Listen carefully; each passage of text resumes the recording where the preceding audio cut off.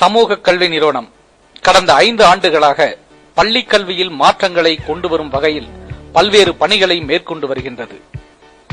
அரசு பள்ளிகளின் தரத்தை மேம்படுத்தும் இப்பணியை அரசு சாரா நிறுவனமாக மேற்கொண்டாலும் ஆசிரியர்களின் பங்களிப்பை மையப்படுத்தியே இப்பணிகளை மேற்கொண்டு வருகின்றது. மக்களிடம் பொது பள்ளிகளின் மீது பிடிப்பும் பொது பள்ளிகளின் முக்கியத்துவத்தை உணர்த்தும் வகையிலும் கல்வி சார்ந்து பல அமைப்புகளுடன் இணைந்து செயல்பட்டு வருகின்றது. பாகுபாடுகள், அவமதிப்புகள், வன்முறைகள் இல்லா பள்ளி வளாகமாக அமைய வேண்டும் என்பது சமூக கல்வி நிறுவனத்தின் நோக்கமாகும். வகுப்பறைகள் குழந்தைகளுக்கானது என்பதை உறுதிப்படுத்தவும், குழந்தைகள் பள்ளிகளுக்கு மகிழ்ச்சியுடன் வரும் வகையில் வகுப்பறைகளை ஜனநாயகப்படுத்துதல் குறித்த விவாதத்தை ஆசிரியர்களிடம் தொடர்ந்து பயிற்சிகள், கலந்துரையாடல்கள் மூலம் கொண்டு செல்கிறோம். அந்த வகையில் கடந்த 2013ஆம் ஆண்டு யுனிசெப் உதவியுடன் சமூக கல்வி நிறுவனம் ஆசிரியர்களுக்கான கோடை முகாம் ஒன்றை கொடைக்கானலில் நடத்தியது. சனநாயக வகுப்பறை மூலம் குழந்தைநேய பள்ளிகளை கட்டமைப்போம் என்ற தலைப்பில் நடந்த அந்த முகாமில் ஆசிரியர்கள் அளித்த ஆலோசனையின் அடிப்படையில் குழந்தைநேய பள்ளிகள் குறித்த விவாதங்களை தமிழகம் முழுவதும் கொண்டு செல்வதென முடிவெடுக்கப்பட்டது. யுனிசெப் அமைப்பின் அப்போதைய குழந்தைகள் நல பாதுகாப்பு அலுவலர் திரு வித்யாசாகர், யுனிசெப் அமைப்பின் கல்வியியல் சிறப்பு நிபுணர் முனைவர் அருணாரத்தினம், மூத்த கல்வியாளர் முனைவர் வசந்தி தேவி ஆகியோர் அளித்த ஒத்துழைப்பும் ஆலோசனைகளும் எங்களுக்கு மிகுந்த நம்பிக்கையை கொடுத்தது. அதைத் தொடர்ந்து தமிழகத்தில் உள்ள அனைத்து ஆசிரியர் சங்கங்களின் மாநில, மாவட்ட பொறுப்பாளர்களை ஒருங்கிணைத்து மாநில அளவிலான கலந்துரையாடல் கூட்டங்கள் நடத்தப்பட்டன. தொடர்ந்து யுனிசெப் அமைப்பின் குழந்தைநேய பள்ளிகளுக்கான கொள்கைகளும் நடைமுறைப்படுத்துவதற்கான யுக்திகளும் என்ற புத்தகம் தமிழில் மொழிபெயர்க்கப்பட்டு மதிப்பாய்வு செய்யப்பட்டது. இம்மதிப்பாய்வு கூட்டத்தில் ஆசிரியர்கள், ஆசிரியர் சங்கங்களை சார்ந்தவர்கள், தன்னார்வ தொண்டு நிறுவனத்தின் பிரதிநிதிகள் கலந்து கொண்டனர். இதைத் தொடர்ந்து தமிழகத்தின் அனைத்து மாவட்டங்களையும் 6 மண்டலங்களாக பிரித்து ஆசிரியர்களுக்கான கலந்துரையாடல் கூட்டங்கள் நடத்தப்பட்டன.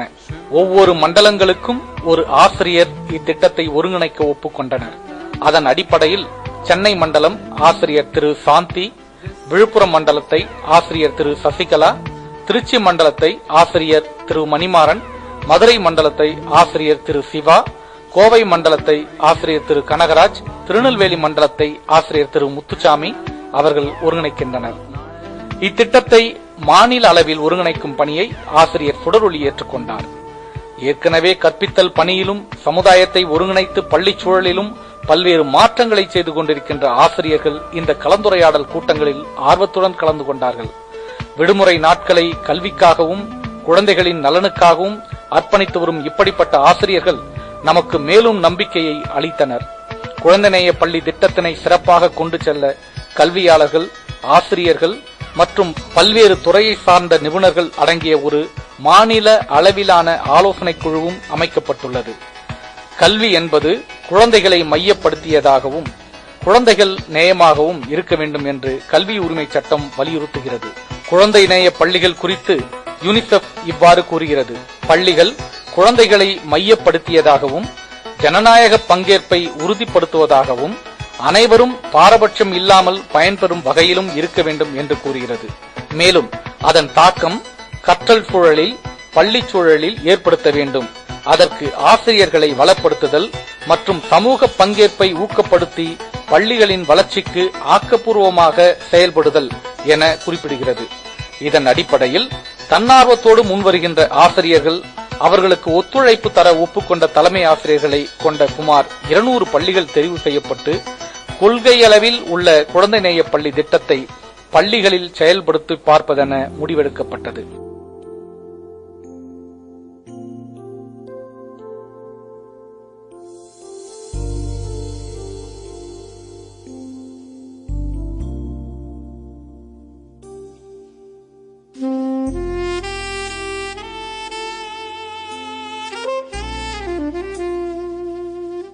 யுனிசெப் அமைப்பின் ஆதரவு, ஆசிரியர்களின் ஒத்துழைப்பு, மாநில மற்றும் மண்டல ஒருங்கிணைப்பாளர்களின் தொடர் சந்திப்புகள், திட்டமிடல் மூலம் கடந்த மே மாதம் 100 ஆசிரியர்கள் ஏற்காட்டில் நடைபெற்ற கோடை முகாமில் கலந்து கொண்டார்கள்.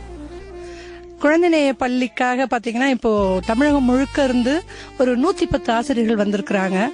ரெண்டாவது முதல் முறையா இவங்க 100 பேர் வந்து சந்திக்கிறாங்க. இதுக்கு முன்னால சந்திச்சதெல்லாம் வாட்ஸ்அப்லயும் ஃபேஸ்புக்லயும் தான் பாத்துருக்காங்க. அது இப்போ 4 குழுக்களா பிரிஞ்சிருக்கிறாங்க.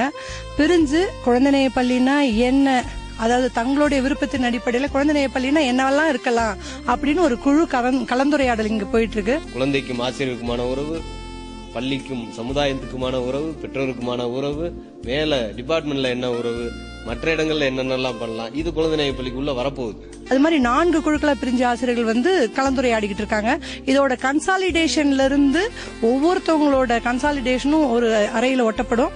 அதை பார்த்துட்டு குழந்தைநேய பள்ளினா அதற்கான வரையறையை பின்னால உருவாக்கலாம்னு திட்டமிட்டு இருக்கோம். ஒரு குழந்தைநேய பள்ளிகள்னா எப்படி இருக்கணும்? ஒரு பள்ளிக்கூடம் என்பது குழந்தைநேய பள்ளிகளா இருக்கிறதோட அது ஆசிரியர் நேய பள்ளிகளா இருக்கணும், பெற்றோர்கள் நேய பள்ளிகளா இருக்கணும், சமுதாய நேய பள்ளிகளா இருக்கணும். பள்ளியை விட்டு வீட்டுக்கு போகும்போது வருத்தத்தோட வீட்டுக்கு போற ஒரு சூழ்நிலையை ஆசிரியர்களும் பள்ளி சூழ்நிலையும் அந்த மாணவர்களுக்கு ஏற்படுத்தி தரணும். படிக்கிற பையன்கிட்ட மட்டும் நல்லா பேசிட்டு படிக்காத பையன்கிட்ட ஒதுக்கி வைக்கிறது, அந்த பாகுபாடே இல்லாம எல்லா மாணவர்களையும் ஒரே மாதிரியான அன்போடு அரவணைப்போடு நடக்கிற ஆசிரியர் பள்ளியா அந்த குழந்தைநேய பள்ளி இருக்கணும். கற்றலும் கற்பித்தலும் இனிமையா இருக்கணும். குழந்தைங்க உங்களோட பார்வையில யாரு, என்னெல்லாம் குணாதிசயம் இருந்தா குழந்தைங்கன்னு சொல்வீங்க? என் குழந்தைங்க தான் எல்லாமே.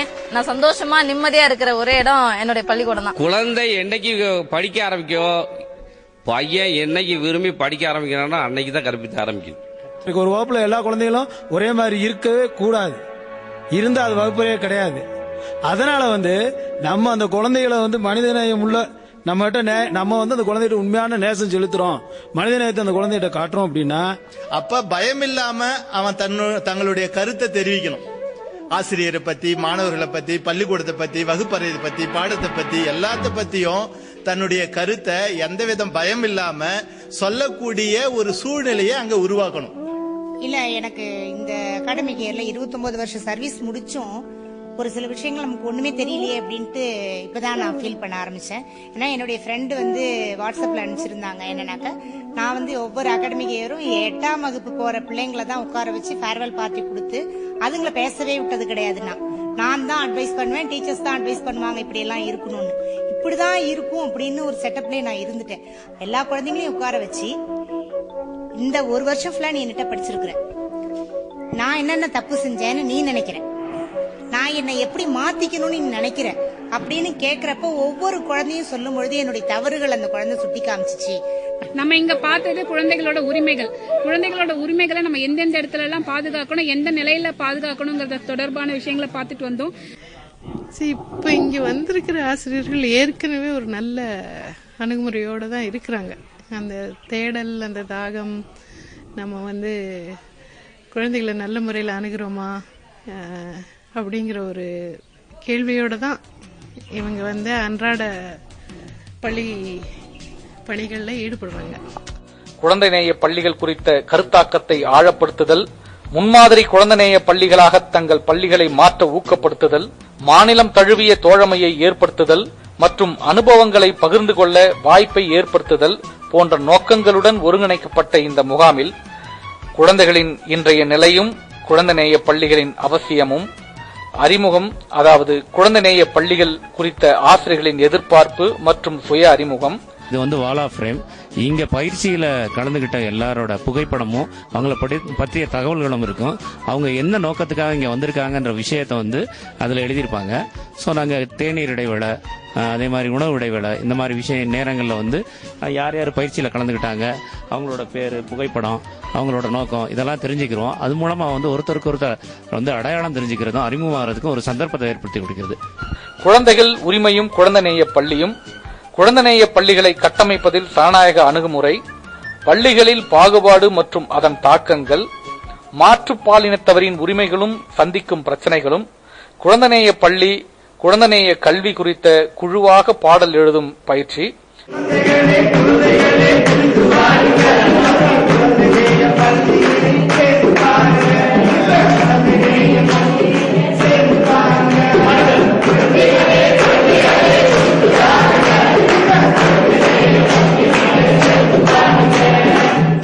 குழந்தை குழந்தைநேய கற்றலில் பல்வேறு கலை வழி கற்றல் வடிவங்கள், குழந்தைநேய பள்ளிக்கான திட்டமிடல், குழந்தைகளும் ஊடக பயன்பாடும் போன்ற தலைப்புகளில் அமர்வுகள் நடத்தப்பட்டன.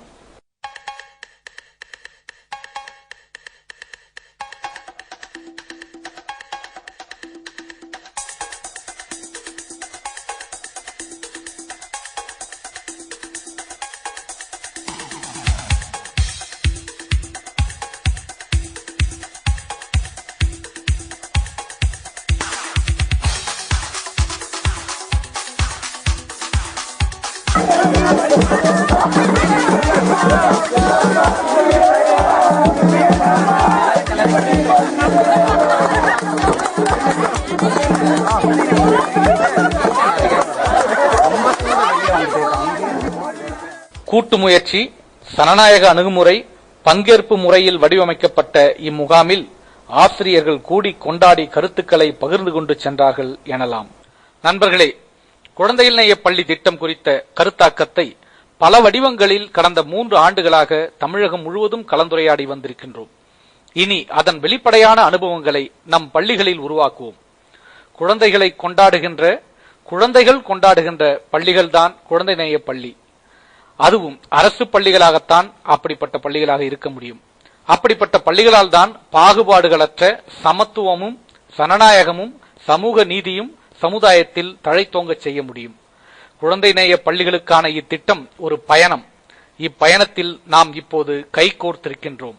பள்ளி வளாகத்தினுள் நடத்தப்பெறும் எந்த ஒரு திட்டமும் தலைமை ஆசிரியர்களின் அனுமதியும் ஒத்துழைப்பும் இருந்தால் மட்டுமே சிறப்பாக நடைமுறைப்படுத்த முடியும் என்று யுனிசெஃப் மற்றும் சமூக கல்வி நிறுவனம் உறுதியாக நம்புகிறது. எனவே இப்பயணத்தில் இணைந்திருக்கின்ற உங்கள் அனைவரையும் இரு கரம் கூப்பி வாழ்த்தி வணங்கி வரவேற்கிறோம்.